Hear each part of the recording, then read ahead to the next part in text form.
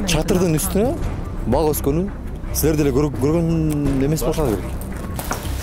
Достор, жанагы бактын тамырын кармадым. Ушул 200 миң аласам бар. Могул жерден баштап чогулат. Бул жерде дагы ушунун үстүн чатырын сөзсүз түрдө биринчи кезекте бул жакта баягы ижарага берүүдө мисалы былтыр 10 миңге берилип аткандарды быйыл 130 миңге чыгарды деп жатышат. Эгер мен кайдыгер мамиле карасам, бул жерге мен көңүлдө бурбайт болчумун да. Эфирдеги минустар эч нерсе эмес, маселе бияқта жатат деген сөз болот да. Бул да эми дат басканы, суу тамганы деген сөз да, чынбы? Мынакей үстүнө көгөрүп турат, урматтуу достор. Бул ашкана 10 жыл болуп иштеп турган эл. Жашылдандырууга көңүл бурбай калган жагы экен. Буга кандай жаш 9 ай бою эмне кылат депчи? Иштебей, тазаланбай тургандыгын айтып жатам. Зарарканадан чыккан суу болуп, чын айтканда кыркылып жатканда видеода да бар. Бизденечи каптап кетсин, ташып жата берсин дебейбиз.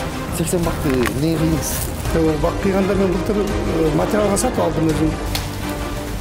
Марат, ушул эсабы жайдын мурунку жанагы медициналык денсаулык чыңдоо бүткөн күндөн баштап.